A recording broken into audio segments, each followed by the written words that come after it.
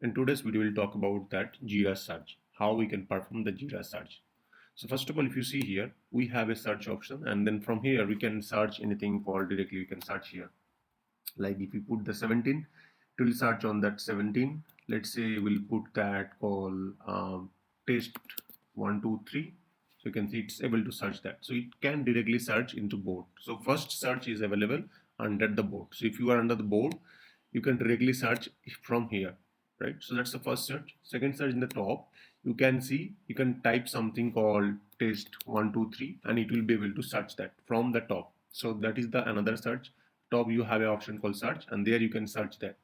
And when you search that, you have an option called related filter, like you can select the product or maybe project. You can select the assignee, you can select it that status. This kind of search you have, right? So this is the another search. So we have at that moment we learned that two search available, and that the board itself, the board have that board show that current sprint, and then under the board you can directly search, or if you want you can search directly on the top. If you know the keyword, or if you want to know, if you know other things, you can directly search there. Next thing is that we have a called advanced issue search here. So once you click the advanced issue search, it will redirect you to a filter page. So it is redirect you a filter page, and if you see here, it's showing some order by some other things, right? And you see, I have landed to the search page, which is nothing but the filter page. Okay, here we can start searching, right? What we can search, we have a various drop down. You can see these are the various drop down, and in this drop down, you can just click here, and depending on your use case, you can select the search option. So let's say I am going to select that I want to search on the epic. So I'll select the epic. Once you select the epic, it automatically search and filter all epics. It is not going to search any other thing. It is going to search on the epic. Next, let's say that I'm going to select that some of the status. So let's say that I want to select particular status, open status. So it will automatically search on the particular status called open or anything. Okay. Next, you can select that particular assignee. Let's say the current user. If you select that, give me a epic which is in my name. I want to search, so it will start searching that. So I'll remove this epic right now, and you can see current user. There is a two story which is present, or two task is present, and those two tasks are showing right now.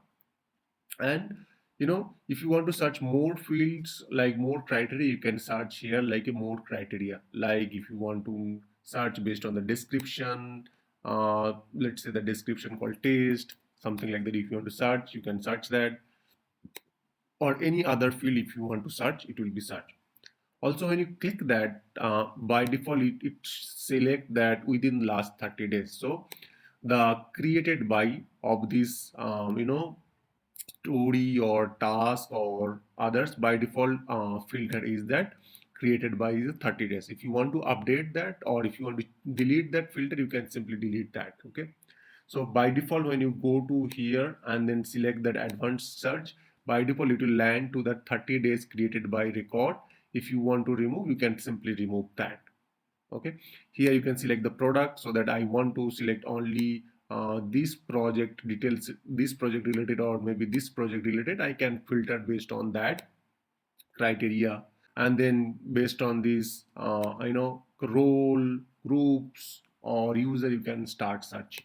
Now interesting thing is that you can do a jet to a. Okay, so you have a arrow, so you can do, let's say I will remove the filter, and here you can do a order by mechanism. You can do that assign to assignee. Based on that, you can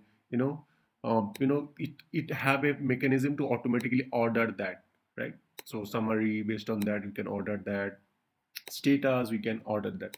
Now let's say that I want to change this view. Can simply change this view. So right click here, and then details view. If you click that, it will show you details view, and you can just click the arrow to go to the next task, like that. So you can just click the arrow and it will go to the left side. It will show the task, and then here it will be in details, in the task details it will show the inner details. Or else you can just change to details view to the list view to see the list of records. So either you go to the detail view, or you can go to the list view and see all these searchable record, or all this record.